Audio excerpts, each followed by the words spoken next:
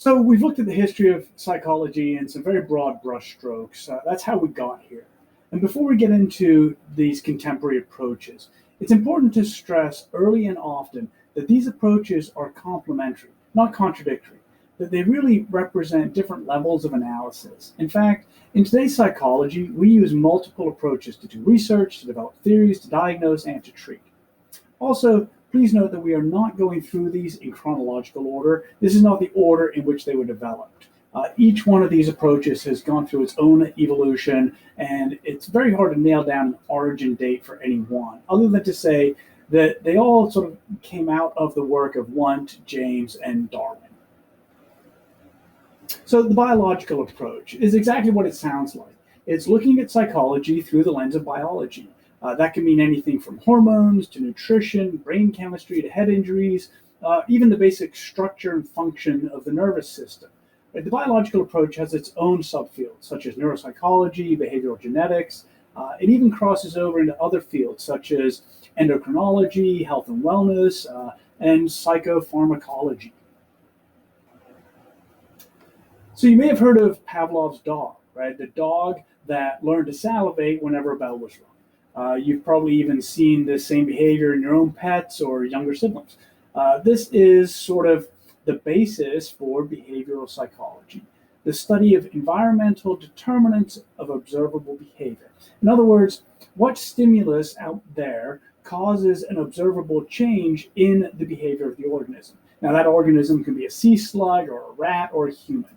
Behaviorism is generally not interested in mental processes or what the organism thinks, but rather only in its observable behavior.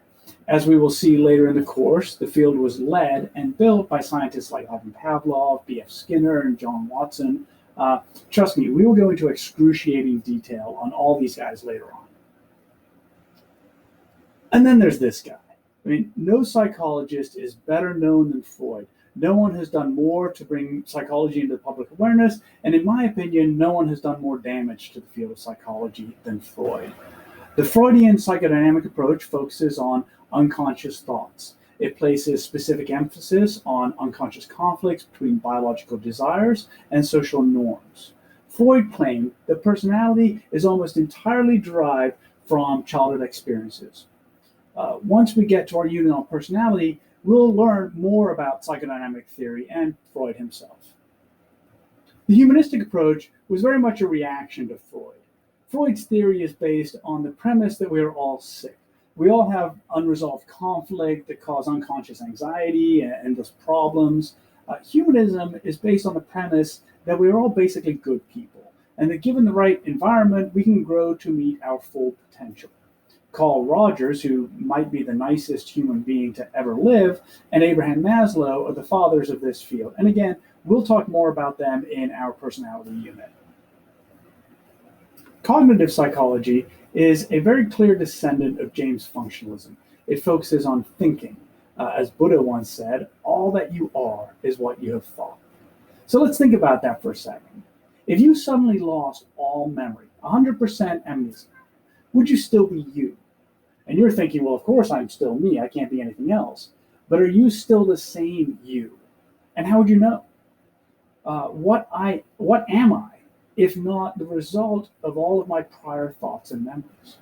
Cognitive psych is full of subfields in memory, learning, perception, disorders, and treatment. It also has many crossovers into other approaches, especially behavioralism and sociocultural psychology. Evolutionary psychology attempts to explain human behavior and mental processes in terms of natural selection. This is a very broad field that might include naturalistic observation of primates in the rainforest to DNA and genetic studies. The focus of these inquiries, though, is always on adaptability, reproduction, and the passing on of genetic characteristics into the future and across the species. Finally, we have the sociocultural approach. This approach focuses on the relationship between individuals, groups, and culture. Sociocultural psych might research things like what educational systems work best in different cultures, or why is depression more prevalent in one region than another. Again, there are a lot of connections to cognitive psychology as well as behaviorism, and even other fields like economics and government. The field of psychology today is huge and very broad. Of course, in reality, many career psychologists straddle these categories and work in a variety of settings. This can be anything from counseling to research or any number of specialty areas such as these. I just want to take a minute to note something that you may have observed in this presentation. All of the influential figures in psychology that we have mentioned so far are white men. Now, this lack of diversity reflects the institutional racism and sexism of the 20th century.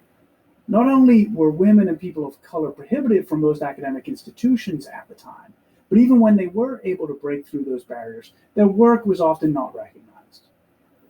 As you continue to go through the course, we will uncover some of the groundbreaking contributions of many people from diverse backgrounds. In the meantime, I encourage you to take a look at this short article from the American Psychological Association that highlights the work of 5 women of color who transformed psychology as far back as 1933. So that's our pretty quick overview of the field of psychology. Make sure you're checking the course website for upcoming assignments and assessments.